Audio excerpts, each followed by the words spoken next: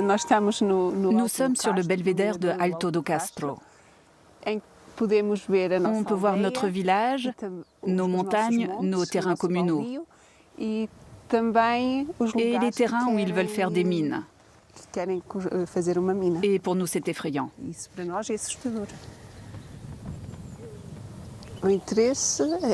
Ça sert les intérêts du gouvernement et de l'Union européenne, qui misent sur un projet sans avoir consulté les populations, sans chercher à savoir si les gens étaient d'accord.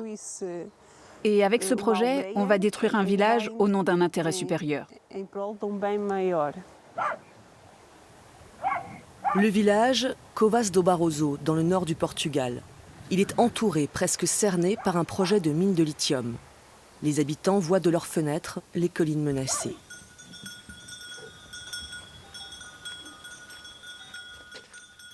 Covas do Barroso appartient à la communauté de communes de Boticas, une zone rurale où l'on vit au rythme des saisons et des animaux. Incompatible avec l'extraction du lithium, selon le maire de Boticas. Nous voulons rendre notre région attrayante. Nous voulons faire venir des gens. On vit du tourisme, de l'agriculture, de la chasse, de la forêt. C'est une région qui a beaucoup de potentiel. Et nous savons très bien que si quelqu'un vient à Boticas, il ira peut-être voir la mine une fois par curiosité, mais il ne reviendra plus jamais parce que cela dévalorisera notre région. La mairie n'a pas validé la prospection et s'est prononcée contre le projet minier. Recule, recule. Pour Aïda Fernandez, c'est tout un mode de vie qui risque d'être remis en question si la mine ouvre. Aïda est agricultrice. Avec son mari, ils élèvent 23 vaches, vivent de la vente des veaux et veulent que cela continue. J'aime beaucoup les animaux. J'aime beaucoup les emmener dans les pâturages. J'aime produire les aliments que les vaches consomment, la viande que l'on mange. Je crois que c'est ça, vivre en harmonie avec la nature. Je me sens très heureuse d'être ici à Covas. Elle est aussi présidente des baldios, les terrains communaux. Cette pratique, qui date du Moyen-Âge, permet à des habitants de disposer de l'usufruit de terres inoccupées. À Covas do Barroso, 202 personnes possèdent les 2000 hectares de terrains communaux. Ils récoltent le bois et y font pâturer leurs bêtes. Les projets miniers sont situés sur une partie de ces terres. Nous sommes les propriétaires des terrains. Mais d'après ce que je comprends, au bout du compte, je crois que l'État peut nous exproprier s'il décide d'avancer sur ce projet.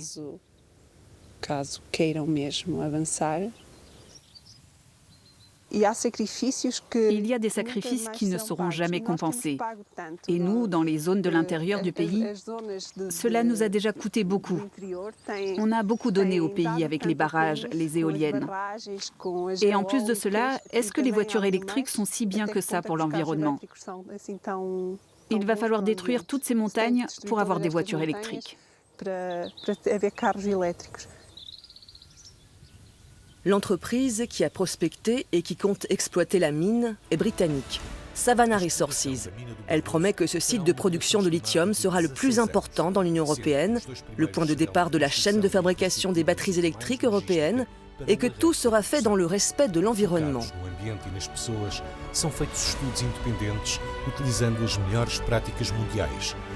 L'entreprise n'a pas souhaité répondre à nos questions.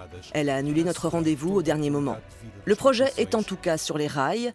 L'étude d'impact environnemental a été déposée au mois de mai. La prochaine étape sera la consultation publique début 2021. Boticas aura le dernier mot. Le gouvernement, et nous en avons conscience, peut prendre des décisions d'intérêt public et faire ouvrir la mine. Mais il y a quelque chose qui nous rassure et nous donne de l'espoir. C'est ce que le commissaire européen à l'énergie a déclaré. Il a dit qu'aucune mine à ciel ouvert ne pourra ouvrir s'il n'y a pas une acceptation sociale, ce qui veut dire qu'il faut un accord de la population. Et la population ici n'est pas d'accord. Le lithium qui pourrait être extrait des sous-sols du Portugal devrait alimenter un projet cher à l'Europe. Produire ses propres batteries électriques. Pour l'instant, 86% du lithium utilisé en Europe vient du Chili, de Chine et d'Australie. Le projet européen, créer une filière de fabrication de batteries pour les voitures et le stockage d'énergie. Mais pour ça, il faut du lithium et beaucoup. À Bruxelles, la Commission européenne a fixé des objectifs à très très court terme. Ce dont nous parlons pour 2025, c'est le fait d'être pratiquement autosuffisant dans l'un des composants, qui est un composant essentiel pour les batteries, qui est le lithium. Le lithium, il se trouve que nous en avons en abondance en Europe. Il y a un certain nombre de mines et que donc nous avons la possibilité, tout en respectant, et c'est un point très important pour nous évidemment, l'environnement, la biodiversité, les méthodes d'extraction, qui sont des méthodes d'extraction qui utilisent évidemment à la fois les technologies les plus modernes, mais aussi, je dirais, qui sont respectueuses de tout l'écosystème qu'il y a autour de ces mines. Et c'est vrai que, du coup, ça peut augmenter un peu le prix, mais malgré tout, c'est très compétitif. Les réserves de lithium du Portugal sont donc très convoitées. À Lisbonne, c'est le ministère de l'Environnement qui traite ce dossier. À sa tête, João Pedro Matos Fernandes. Le Portugal et les autres pays en Europe et dans le monde doivent admettre une chose, c'est que dans le passé, l'exploitation minière a eu de nombreuses conséquences sur l'environnement. Et ce constat pèse sur l'opinion de la population quand elle pense à ce que pourrait être une mine de lithium. Tout le monde, nous tous, utilisons du lithium, pour les téléphones portables notamment. Celui-là, celui que j'ai dans ma poche, ils ont des batteries au lithium. Et ce lithium vient de quelque part, il est extrait par quelqu'un. Et je pense que c'est fondamental que cela se fasse dans le plus grand respect de l'environnement. Je ne crois pas que cette exploitation doive être faite dans des pays qui ont une faible exigence environnementale et qui n'impliquent pas les citoyens. Je pense que ça peut être fait avec toutes les garanties environnementales au Portugal. Au Portugal, l'exploration minière est une histoire ancienne. Dans cette région du Nord, les Romains, déjà, exploitaient l'or et l'argent. À Campo de Jaleste, la fermeture de la mine d'or en 1992 a laissé sur le carreau des centaines d'ouvriers malades et désœuvrés. C'est ici que nous retrouvons Paula Nunes, présidente de Quercus, la plus grande ONG de défense de l'environnement au Portugal, fermement opposée au projet de mine de lithium. Nous savons que sur les 9 sites pressentis, c'est le projet de Covas do Barroso qui est le plus avancé. Mais nous, les ONG, nous avons l'intention d'utiliser tous les instruments disponibles, même au niveau de l'Union européenne. Car l'Europe est le continent qui accorde le plus d'importance aux questions environnementales. Donc nous disposons de nombreuses possibilités pour contester ces projets s'ils devaient voir le jour au Portugal.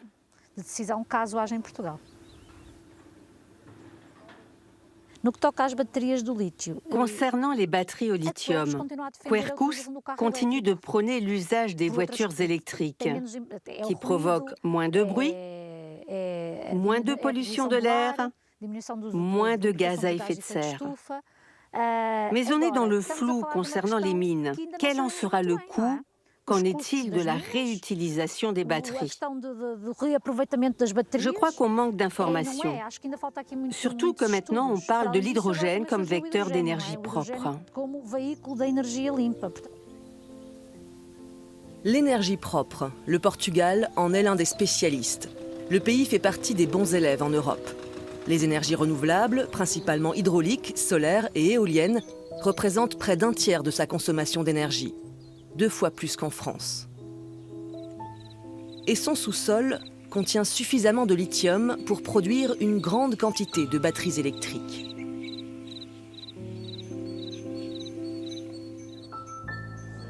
À la faculté des sciences de Porto, le géologue Alexandre Lima étudie le lithium sous toutes ses coutures. Avec son équipe, il tente de repérer les gisements potentiels. Ici, on voit avec le drone, l'image est bien meilleure. Et là, maintenant, montre-moi cette zone, c'est de bonne qualité.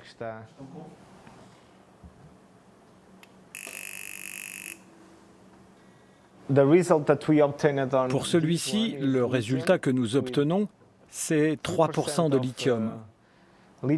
C'est presque le maximum que l'on trouve pour le spodumène. Le spodumène et la pétalite sont les deux principaux minéraux à partir desquels on extrait du lithium. C'est vraiment très important dans le domaine de l'énergie parce que le lithium a une capacité de stockage d'énergie très importante. Et il n'est pas lourd. C'est même le métal le plus léger. Et dans un futur proche, il sera bien difficile de remplacer le lithium pour les batteries. Avant, il était uniquement utilisé pour des smartphones ou des petits appareils. Mais désormais, il s'agit de voitures et de grosses batteries pour stocker les énergies renouvelables. Donc, il faut des grandes quantités. Et il faut prendre énormément de roches pour obtenir beaucoup de lithium, parce que la concentration maximale est de 3 ou 4%. L'équipe travaille aussi sur le terrain. En ce moment, ils étudient une zone à Vilapuca de Aguiar. Quel serait le sens du filon? Parce que pour moi, c'est le plus difficile à déterminer. Ouais, ça donne nord-sud.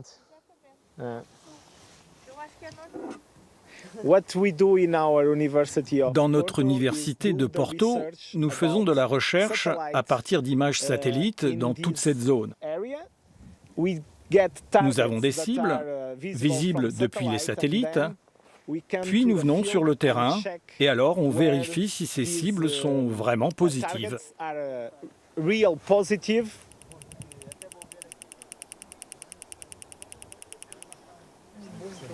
Alors, il y a 1,25% de lithium. Donc celui-ci, c'est du spodumène. Le maire de la commune est présent, avec 2 responsables des Baldios. Alexandre Lima implique toujours les populations locales pour expliquer ce que lui et son équipe font sur le terrain. Il faut prendre la Jeep car le terrain est plus difficile. C'est le même filon? On ne sait pas. C'est pour cela qu'on fait des recherches. Il n'y a qu'une entreprise privée qui a le budget pour faire des sondages. Le spodumène, c'est le minerai qui nous intéresse, pas la pétalite qui est présente à Montalegre. Je me base sur les constatations. Il n'y a pas une seule mine au monde qui fonctionne avec de la pétalite. Selon lui, le nord du Portugal abrite la plus grosse réserve de spodumène en Europe. Le maire de Vilapuca de Aguiar attend les résultats de l'étude pour se faire une opinion. Mais imagine tout de même les retombées si une mine de lithium ouvrait sur son territoire. Il est important que la transformation soit faite sur les lieux de l'extraction, parce que la transformation nécessite plus de main-d'œuvre et plus qualifiée. Il faut des techniciens supérieurs, des cadres administratifs. Et c'est pourquoi c'est très important de faire l'extraction et la transformation sur place.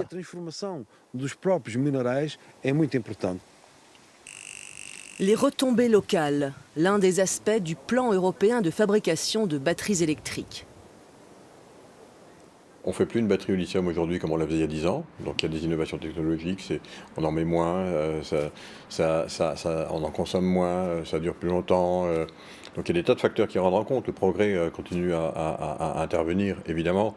Et donc le prix de la matière première, il est toujours là, mais il baisse un peu par rapport à toute la valeur ajoutée qu'on va pouvoir y mettre. Mais il faut la mettre localement. Il va falloir le raffiner localement. Il va falloir avoir toutes ces capacités pour le faire, y compris, encore une fois, en matière de fabrication, d'innovation technologique. Quelle contrepartie pour un pays européen qui s'engage à fournir du lithium? Une raffinerie?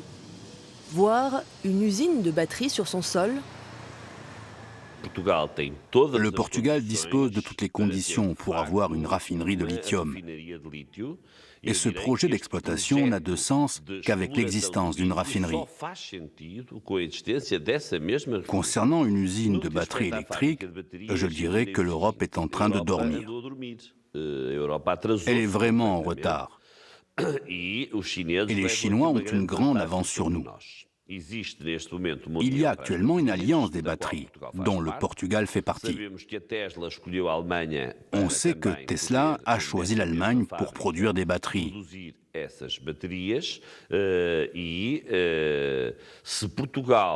Et dans ce contexte européen, je ne suis pas très optimiste sur le fait que le Portugal puisse avoir une usine de batteries. 2 contrats d'exploitation sont déjà signés au Portugal. Les Britanniques de Savannah et les Portugais de Luso Recursos. Leur projet de mine pourrait voir le jour à Montalegre, à une vingtaine de kilomètres de Boticas. Le directeur général de l'entreprise, Ricardo Pinheiro, nous présente son plan. Une mine souterraine, un complexe industriel de 56 hectares, une raffinerie et entre 370 et 500 emplois directs, dans le respect de l'environnement bien sûr. Toute l'eau est traitée à l'intérieur. Quand elle est stockée dans un lac artificiel, c'est après traitement. Et ensuite, elle revient dans le process industriel. Il n'y a pas de rejet d'eau. Luso Recursos attend l'approbation de l'étude d'impact environnemental, puis la consultation publique. Et se dit prêt à ouvrir sa mine de lithium en 2024 pour une durée de 35 ans. La responsabilité de l'Europe et des entreprises européennes dans le cadre de ce que l'on appelle le green mining n'est pas de grignoter des montagnes, ni de détruire la biodiversité. C'est pour cela qu'un projet minier européen coûte plus cher, à cause des engagements environnementaux et sociaux. L'extraction d'une tonne de minerai coûte environ 250 €. Mais si on fait une mine souterraine, ça coûte plus cher, 1 000 € la tonne. C'est donc un coût social et environnemental que nous prenons en charge pour réduire au maximum l'impact environnemental.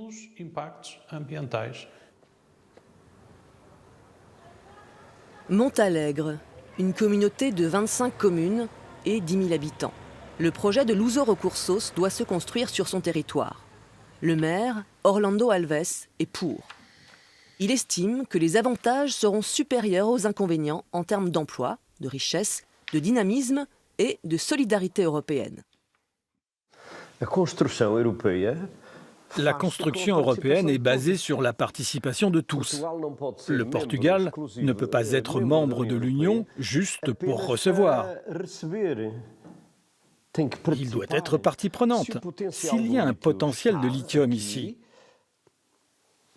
eh bien ce sera l'occasion pour le Portugal de contribuer à l'indépendance énergétique de l'Union européenne. Et ce sera un honneur pour nous de participer à ce projet. Ce potentiel de lithium se situe dans une région préservée. 1/4 de la superficie de Montalegre fait partie du seul parc national portugais, considéré comme réserve de biosphère par l'UNESCO. La région du Barroso, qui inclut Boticas et Montalegre, est classée patrimoine agricole mondial depuis 2018 par la FAO, l'Organisation des Nations Unies pour l'alimentation et l'agriculture.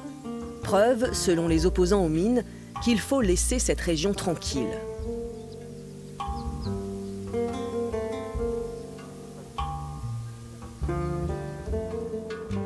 Cristiana Barroso et Victor Afonso font partie de Movimento contra as Minas, un collectif de citoyens contre les mines. Nous sommes sur l'une des collines convoitées par l'entreprise Luso Recursos. On a ici des carottages à plus de 600 mètres de profondeur pour certains. Ils ont fait presque 120 sondages sur toute cette superficie. Tous les déchets retirés ont été déposés en bas et contaminent le sol.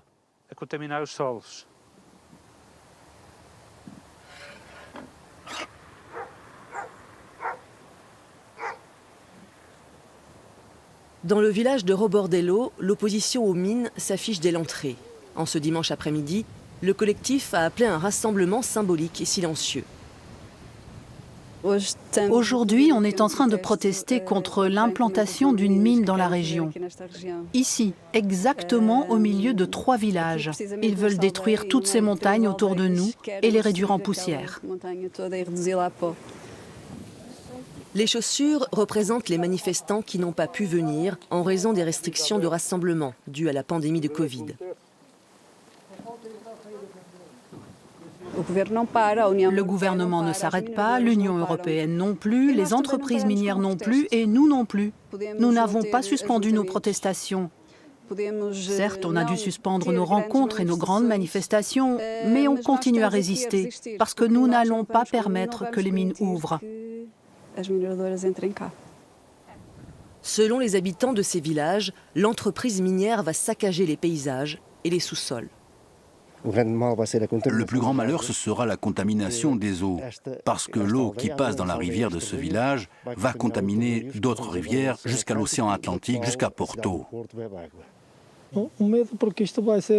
J'ai peur à cause de cette mine qui va être à ciel ouvert et qui sera profonde. On se retrouvera sans eau, tout sera pollué. On ne va rien pouvoir semer ni cueillir. Ça ne sert à rien de travailler si on ne peut pas vivre ici. Et ça, pour nous, c'est vraiment difficile. On a déjà un certain âge. Où va-t-on aller ? Le Portugal prévoit de lancer un nouvel appel d'offres pour 7 projets de mines de lithium, tous dans le nord du pays. Voici une carte qui représente les régions concernées par les projets de lithium au Portugal. On ne voit que la moitié du pays. 10% du territoire portugais est ciblé par des projets d'exploration de lithium.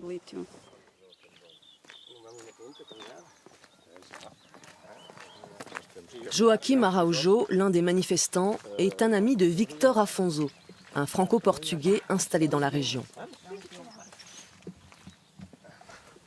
Alors, comment ça s'est passé hier ? Ça allait. Il n'y avait pas grand monde à cause du Covid, mais ça allait. On a mis des chaussures pour représenter les gens qui ne pouvaient pas venir. Bon, tant mieux. Victor a quitté la France pour construire une nouvelle vie dans le village de ses grands-parents. La vie ici dans notre région, d'une manière générale, de Barroso, c'est une vie très rurale, qui vit essentiellement de la paysannerie encore. C'est, je dirais pas de l'agriculture, c'est de la paysannerie. Ce sont des systèmes agricoles très traditionnels, communautaristes. Donc il y a toujours eu beaucoup d'entraide au niveau des travaux agricoles dans notre région et ça continue à exister. Nous avons ici une qualité de vie, de l'air pur, un beau paysage. On a tout ce que vous voyez ici, des arbres, de l'agriculture. Tout ce que nous faisons ici, il n'y a pas de meilleure manière de diminuer la quantité de carbone. Toucher à cela, c'est nous détruire.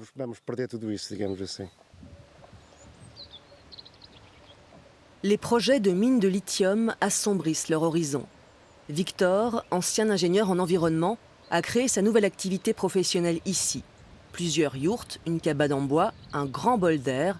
Voilà ce qu'il propose aux touristes en mal de verdure. Mais pour combien de temps ?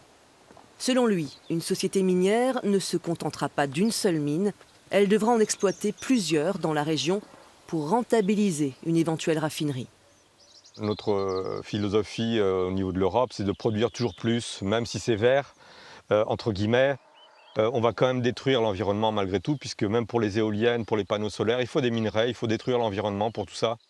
Il faut repenser tout simplement notre modèle de société consumériste et peut-être commencer par consommer moins, recycler davantage, puisque, parlant du lithium, moins de 5% du lithium au niveau mondial est recyclé à l'heure actuelle.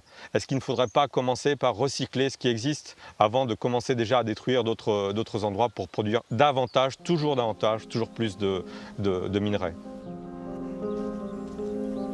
Pour devenir plus verte, l'Europe doit-elle exploiter ses ressources en creusant une partie de son sous-sol ?